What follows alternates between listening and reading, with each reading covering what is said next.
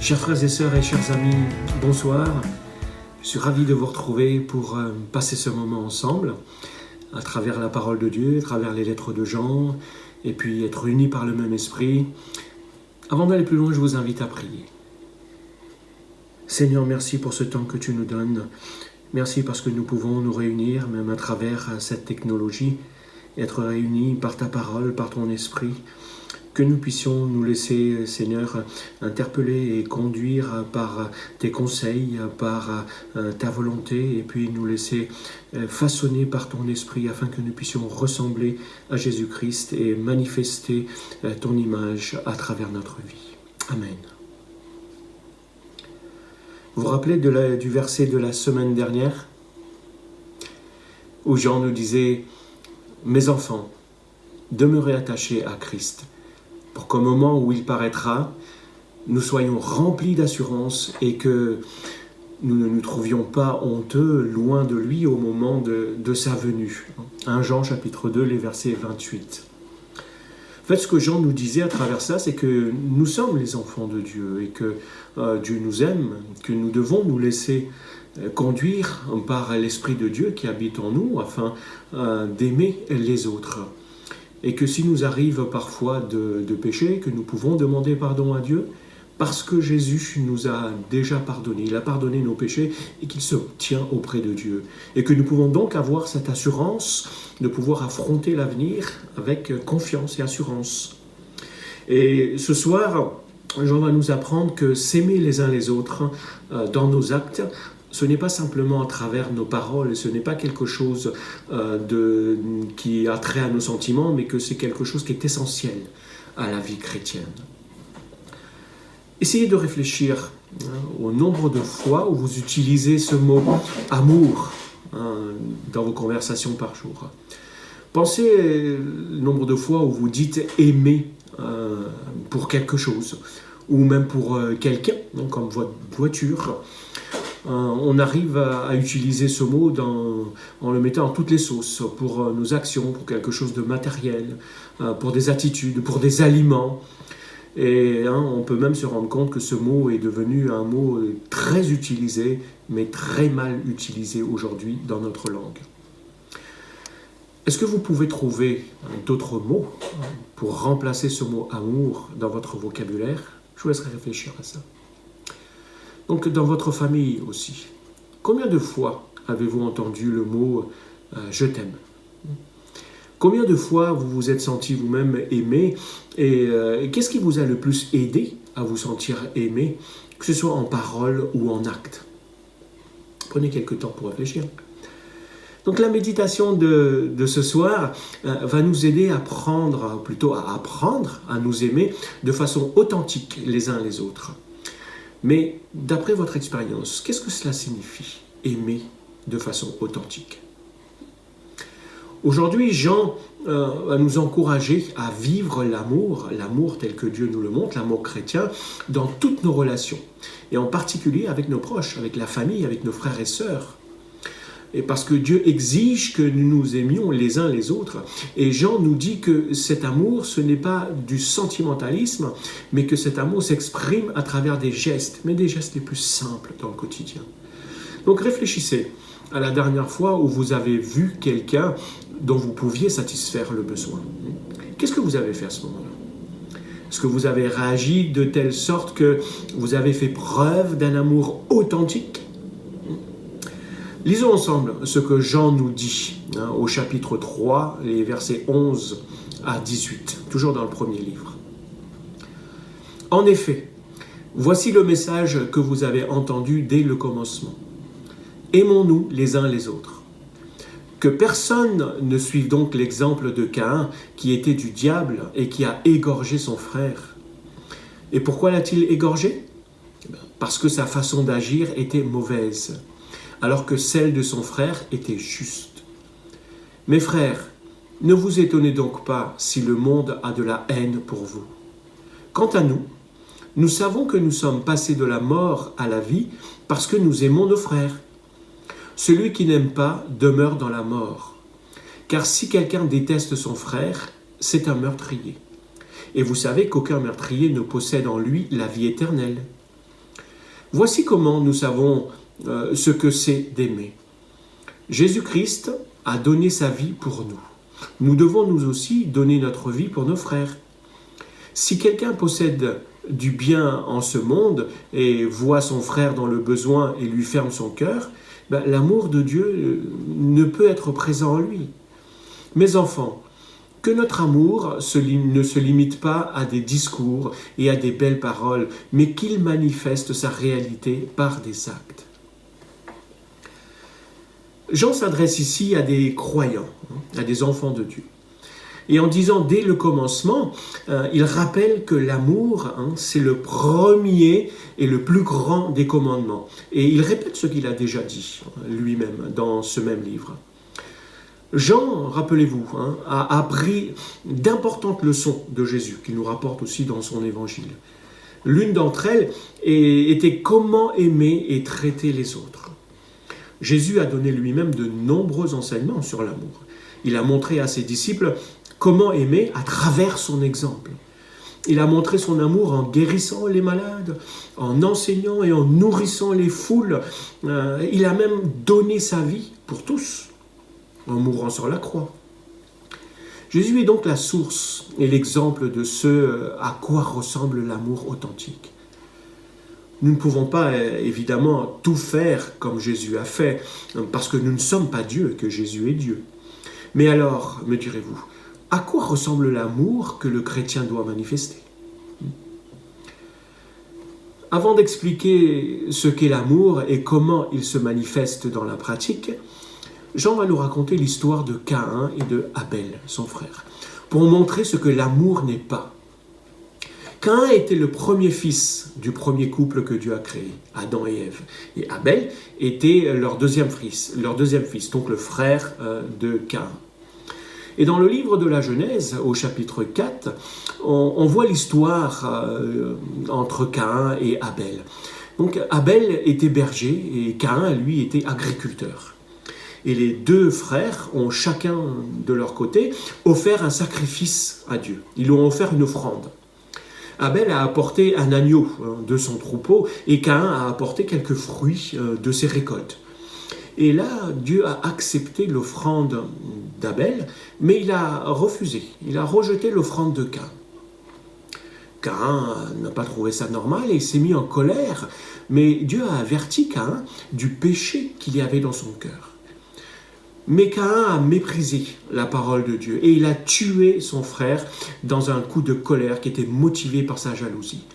Il a d'abord manifesté cette jalousie et cette haine en ne tenant pas compte de ce que Dieu lui avait dit. Et puis, il a fini par tuer son frère qui, lui, était juste devant Dieu. Et Jean nous avertit de ne pas nous comporter et de ne pas être comme Caïn. Mais quel est le commentaire que Jean fait sur Caïn ? Et puis, quelle attitude de Caïn Jean va-t-il lier le meurtre d'Abel ? Quelle est la raison, finalement, qui a poussé Caïn à tuer son frère ? Jean nous dit que Caïn est du diable. Ça veut dire quoi ? Ça veut dire qu'il appartient au royaume des ténèbres, qu'il n'est pas dans la lumière. Mais ce n'est pas parce que Abel a offensé son frère qu'il a été tué, mais simplement parce que, par sa propre vie, il était juste et il a donné mauvaise conscience à Caïn. Sa mauvaise conduite à Caïn et sa jalousie rancunière l'a conduit au meurtre. Sa haine à l'égard de son frère Abel, que Dieu avait déclaré juste, va servir de contre-exemple au commandement d'aimer son prochain. Donc, tout comme Caïn, les méchants ont de la haine envers ceux qui mènent une vie droite, juste. Quand Caïn décidait de tuer son frère, son état d'esprit pouvait être un petit peu comme ça. Il aurait très bien pu se dire « puisque Dieu n'accepte pas les fruits de la terre, si c'est un sacrifice qu'il veut, si c'est du sang, je vais lui en donner un. » Et il s'est jeté sur son frère Abel et il l'a tué. Donc il ne pouvait pas s'en prendre directement à Dieu, alors Caïn s'en est pris à son frère. Les actions malsaines, malfaisantes de Caïn ont montré le mal qui était déjà présent dans son cœur. Et Jean nous avertit de ne pas laisser le mal grandir dans notre cœur. Et comme Caïn, Le monde a rejeté Dieu et il rejette aussi sa parole. Le monde déteste les chrétiens, c'est ce que Jean nous dit. Et lorsque les chrétiens font ce qui est juste, le monde peut voir que leurs propres actions sont mauvaises. La haine de ce monde est manifestée par la jalousie qui est dans le cœur des gens de ce monde. Et il n'est pas surprenant que le monde déteste les enfants de Dieu. Jésus lui-même, il l'a dit. Il l'a dit à propos des chrétiens, on vous persécutera, le monde vous persécutera, on vous mettra à mort. Tous les peuples vous haïront à cause de moi, justement, à cause de Jésus. Tuer commence par de la jalousie dans le cœur, par de la haine, par de la colère qui se trouve à l'intérieur du cœur d'une personne. Mais l'amour commence aussi au même endroit, dans le cœur. Tout le monde peut finalement arriver au meurtre. Mais ceux qui laissent l'amour grandir dans leur cœur, ils savent qu'ils ont la vie de Dieu en eux, la vie éternelle. C'est ce que Jean nous dit. Et les chrétiens, c'est pour cela que les chrétiens donnent leur vie les uns pour les autres. Ils s'aident mutuellement, ils n'ignorent pas ceux qui sont dans le besoin. Et c'est à cela que ressemble l'amour du chrétien, l'amour véritable. Parce que l'amour se voit dans ce que nous faisons, pas simplement dans ce que nous ressentons et ce que nous disons, mais dans ce que nous pratiquons. Pour ceux qui sont parents, que ressentez-vous lorsque vos enfants souffrent ? Je suis sûr que vous voudriez certainement prendre sur vous leur propre souffrance. C'est ce que Dieu a fait. Dieu ne s'est pas contenté de dire ou de ressentir les choses. Il a fait la même chose pour nous en envoyant Jésus-Christ mourir à notre place. Jésus a pris le châtiment qui devait nous tomber dessus et il a pris la douleur de notre péché pour nous épargner la mort. Caïn et Jésus sont deux personnages aux antipodes l'un de l'autre. Ils sont à l'opposé. Alors que Caïn représente la haine, Jésus, lui, il symbolise l'amour. Caïn a pris la vie d'un autre et Jésus, lui, a donné sa propre vie pour les autres. C'est selon ce modèle-là, le modèle de Jésus, que Jean nous suggère de vivre et de sacrifier notre vie pour nos semblables et puis pour nos frères. Est-ce que vous connaissez quelqu'un qui serait prêt à donner sa vie pour vous, à votre place ? Parce que tant que je ne suis pas prêt à sacrifier ma vie pour mon frère, mon amour pour lui peut toujours laisser à désirer. C'est pour ça que Jean dit que les enfants de Dieu devraient être prêts à donner leur vie pour leurs frères. Aujourd'hui, soyons honnêtes, il est plutôt rare que l'occasion de sacrifier sa vie pour un frère ou une sœur se présente. Par contre, le même amour, cet amour qui se sacrifie et qui se donne à l'autre, il peut s'exprimer différemment et de façon très concrète dans des situations de la vie courante.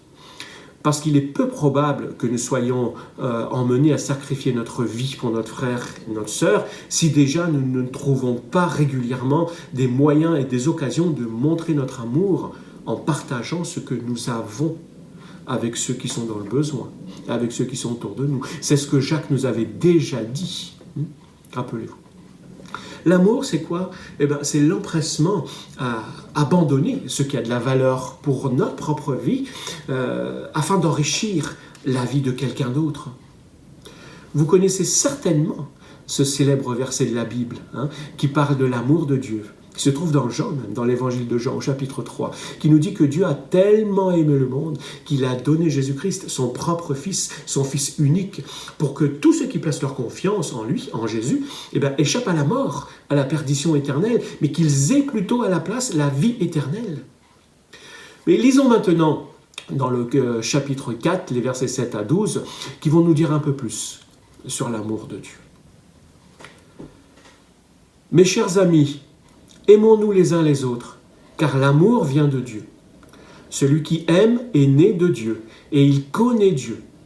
Qui n'aime pas n'a pas connu Dieu, car Dieu est amour. Voici comment Dieu a manifesté son amour pour nous. Il a envoyé son Fils unique dans le monde pour que, par lui, nous ayons la vie. Voici en quoi consiste l'amour. Ce n'est pas nous qui avons aimé Dieu, mais c'est lui qui nous a aimés. Aussi a-t-il envoyé son Fils pour expier nos péchés. Mes chers amis, Puisque Dieu nous a tant aimés, nous devons nous aussi nous aimer les uns les autres. Dieu, personne ne l'a jamais vu. Mais si nous nous aimons les uns les autres, eh bien Dieu demeure en nous et son amour se manifeste pleinement parmi nous. Les croyants, les enfants de Dieu, qui sont en communion avec leur Père, avec Dieu, eh bien, ils ont cette capacité, nous dit Jean, de manifester un amour désintéressé, un amour pur les uns pour les autres, mais surtout à l'égard de leurs frères et sœurs. Mais quelqu'un pourrait me dire que, voilà, j'en aime certains, mais pour d'autres, ça reste quand même assez difficile. C'est vrai, mais c'est déjà un pas dans la bonne direction.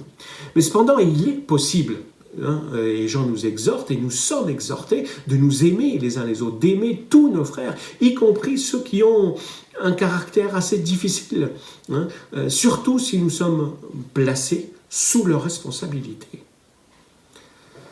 Donc, que signifie Dieu est amour, lorsque Jean nous dit cela? Ben, ça signifie bien plus que Dieu a de l'amour.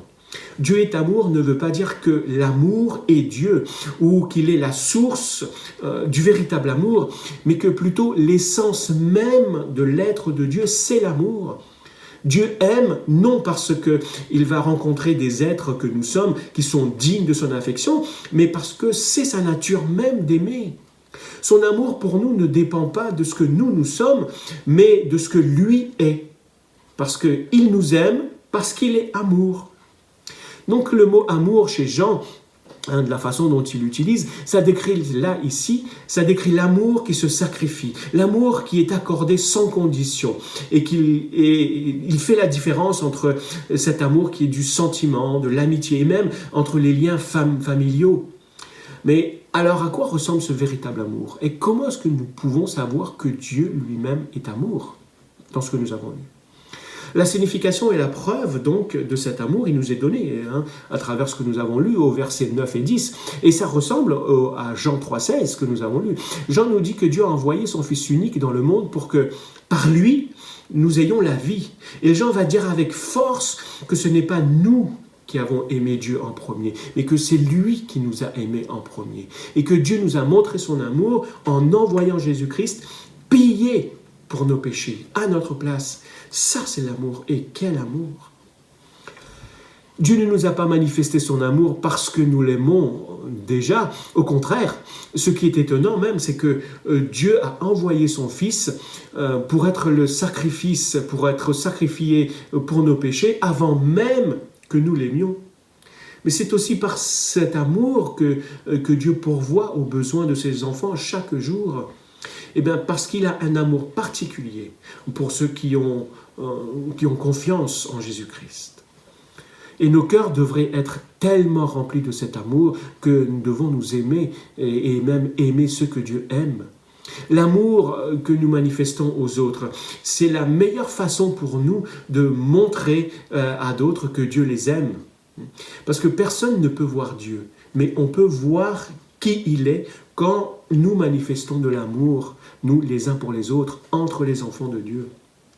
Parce qu'il n'est pas naturel, ni même facile d'aimer de la même façon que Dieu nous aime. Mais Dieu nous aide, il nous donne son esprit, il donne son esprit à tous ceux qui lui font confiance, et c'est de cette façon que l'esprit nous aide à aimer. C'est ainsi que l'esprit qui vit en nous aime à travers nous. Sa puissance nous aide à aimer comme il se doit. Et le monde peut voir ainsi l'amour de Dieu quand il voit notre amour les uns pour les autres. Nous manifestons à ce moment-là l'amour les uns pour les autres et nous montrons que nous marchons dans la lumière comme Jean nous l'a dit. Mais comment pouvons-nous avoir l'assurance que nous pouvons y arriver? Lisons le 4e chapitre, dans le 4e chapitre, les versets 19 à 21 maintenant. Quant à nous, nous aimons parce que Dieu nous a aimés le premier. Si quelqu'un prétend aimer Dieu, tout en détestant son frère, c'est un menteur. Car s'il n'aime pas son frère qu'il voit, il ne peut pas aimer Dieu qu'il ne voit pas. D'ailleurs, Christ lui-même nous a donné ce commandement, que celui qui aime Dieu aime aussi son frère. Les êtres humains sont naturellement capables d'aimer les membres de leur famille ou même des amis intimes. Mais Jean parle ici d'un amour qui se sacrifie, cet amour-sacrifice qui est dénué de tout égoïsme et que possèdent seulement ceux en qui le Saint-Esprit habite et dans le cœur duquel Dieu va répandre cet amour. Et quel est le test pour savoir si notre amour pour Dieu est bien réel? Parce que dites-vous que tout le monde peut dire « Ah, moi j'aime Dieu, moi je respecte Dieu ». Tout simplement si nous aimons notre frère que nous voyons. Notre amour pour Dieu est mis en évidence par notre amour pour ses enfants. Il est beaucoup plus facile de dire que nous aimons Dieu que d'aimer réellement quelqu'un que nous pouvons voir. Donc Jean demande, et il nous dit que si nous n'aimons pas notre frère, comment est-ce que nous pouvons aimer Dieu? Si nous ne respectons pas ce que Dieu place autour de nous, comment est-ce que nous pouvons dire nous respectons aussi Dieu? La loi royale, rappelez-vous, de Dieu, nous dit d'aimer Dieu et d'aimer notre prochain. Si nous aimons Dieu, nous obéirons à sa loi. Parce qu'il est peut-être difficile d'aimer tous nos voisins, mais il devrait quand même être un peu plus facile d'aimer les autres membres de la famille de Dieu, nos frères et sœurs en Christ, puisque c'est le même amour, c'est le même esprit qui habite en nous. L'amour, c'est la chose la plus importante que nous puissions faire et manifester. Lorsque nous apprenons à accepter l'amour de Dieu, son immense amour pour nous-mêmes, nous aimons les autres de ce même amour.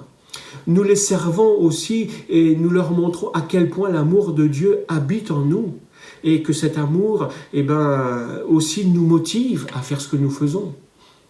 L'amour pour ce Dieu invisible, il ne peut pas s'exprimer concrètement, ou plutôt il ne peut s'exprimer concrètement que par l'amour pour un frère que l'on voit, même si ce frère nous a fait du mal. Parce que la réaction normale et humaine, c'est de haïr ceux qui nous blessent, même si ce sont des croyants comme nous. Alors, comment pouvons-nous prouver que nous aimons Dieu? En aimant le frère ou la sœur qui est difficile à vivre, qui nous met parfois dans l'embarras, et qui répand peut-être même des calomnies sur moi, ou qui me maltraite. Si j'aime celui qui me blesse en faisant ce que je peux, pour son bien, alors je suis en droit de dire « j'aime Dieu ». Mais prétendre aimer Dieu en détestant les autres, et surtout mes frères et sœurs dans la foi, c'est du mensonge. Car par nature, nous aimons ce que nous voyons avant d'aimer ce que nous ne voyons pas. Aimer tout le monde, en général, c'est bien un prétexte ou une excuse pour n'aimer personne en particulier. Parce qu'il est plus facile de dire « j'aime Dieu » que je ne vois pas, que dire « j'aime mon frère » que je vois. Donc Jean s'attend à ce que les enfants de Dieu aient la même attitude d'amour que leur Père Céleste, en le démontrant par leur acte d'amour envers leurs frères dans la foi. Parce que l'amour pour Dieu et l'amour pour les autres, ce sont deux choses inséparables. Alors comment pouvons-nous résumer maintenant ce que Jean nous a appris ici? Il nous dit que la haine est caractérisée par l'exemple de Caïn. Et que la haine provient du diable. Elle mène au meurtre. C'est la preuve de la mort spirituelle. Par contre, l'amour, qui caractérise les enfants de Dieu, on le trouve dans l'exemple de Jésus. Il provient de Dieu et il mène au sacrifice de soi. Et c'est la preuve que nous avons la vie éternelle. Parce que le véritable amour, il ne déteste pas, il ne tue pas et il n'ignore pas non plus les besoins des autres. Jean nous dit que l'amour est essentiel, parce que l'amour, c'est l'essence même de Dieu. Et que Dieu s'est révélé lui-même à nous en Jésus-Christ comme l'amour qui se sacrifie. Et c'est parce que Dieu nous a aimés le premier et qu'il continue à nous aimer et à aimer à travers nous que nous aussi, nous pouvons nous aimer les uns les autres. Et nous prouvons donc que nous sommes en relation avec Dieu par notre amour les uns pour les autres. La réaction normale et humaine, c'est de détester ceux qui nous font du mal. hein, même si c'est notre frère dans la foi. Par contre, l'amour pour le Dieu invisible, elle ne peut s'exprimer concrètement que par l'amour pour le frère qu'on voit, même s'il nous a fait du mal. Dieu ne demandera pas d'aller secourir tous les croyants du monde entier, mais d'être prêt à assister les proches qui sont dans le besoin si nous pouvons les aider d'une manière ou d'une autre. Parce que toute déclaration d'amour pour Dieu est une illusion si elle n'est pas accompagnée d'un geste d'amour pratique qui est dépourvu d'égoïsme pour nos frères et nos sœurs. Alors, quelle application pouvons-nous tirer de tout cela ? Réfléchissez à la façon dont vous pouvez montrer votre amour aux autres au cours des semaines qui vont suivre. Et puis, pensez à quelqu'un à qui vous pouvez montrer votre amour au cours de la semaine qui vont venir, surtout en cette période de Noël. Et n'excluez pas forcément les membres de votre propre famille qui sont les plus proches de vous, qui pourraient en avoir aussi besoin. Ensuite, passez en revue. Essayez de passer en revue les différentes questions de notre méditation dans votre moment personnel quotidien avec Dieu au cours de cette semaine. Et puis, essayez de manifester par des exemples concrets dans votre quotidien ce que nous avons médité aujourd'hui, ce que Jean nous a montré. Alors, passons maintenant à ces sujets de réflexion, à ces questions. Premièrement, comment est-ce que l'amour réel montre-t-il notre véritable foi ? Deuxièmement, comment Dieu vous a-t-il montré son amour à travers les actions d'autres frères et sœurs ? Troisièmement, quelle est la différence entre dire Dieu est amour et puis l'amour est Dieu ? Et comment surtout une bonne compréhension de l'amour de Dieu va changer ce que vous pouvez faire concrètement ? Quatrièmement, pourquoi pensez-vous qu'il est si important que les frères et sœurs s'aiment les uns les autres ? Et que se passe-t-il lorsque nous ne nous aimons pas ? Cinquième question, comment est-il possible d'accepter l'amour de Dieu et ensuite d'aimer de façon authentique ? Sixième et dernière question, comment pouvez-vous montrer votre amour de façon réelle à quelqu'un cette semaine ? Alors voici le verset de Jean, chapitre 3, donc verset 18, 1 Jean chapitre 3, verset 18. « Mes enfants, que notre amour ne se limite pas à des discours et à des belles paroles, mais qu'il manifeste sa réalité par des actes. » Je vous invite à prier pour terminer en étant simplement reconnaissant à Dieu pour son amour et puis de prier les uns pour les autres afin que nous puissions grandir dans notre amour les uns pour les autres. Seigneur, merci pour ta parole qui nous montre, qui nous apprend, qui nous rappelle combien tu nous aimes. Et merci pour ton amour. Un amour qui ne tient pas compte de ce que nous sommes, mais c'est un amour inconditionnel. Merci parce que tu nous as aimés alors que nous étions rebelles. Merci parce que Jésus-Christ est mort à notre place alors que nous ne te cherchions même pas. Merci parce que tu as mis cet amour en nous par ton Saint-Esprit qui vit en nous. Et tu nous exhortes, et tu nous encourages, et tu nous montres que nous sommes capables de nous aimer les uns les autres. Et que c'est en nous aimant les uns les autres que nous manifestons ton amour à l'égard de ce monde. Et que nous montrons que nous sommes dans la lumière et que nous t'appartenons et que nous avons la vie éternelle en nous.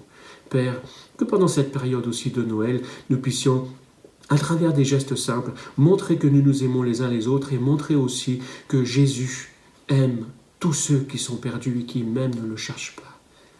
Merci Père pour ton amour. Amen.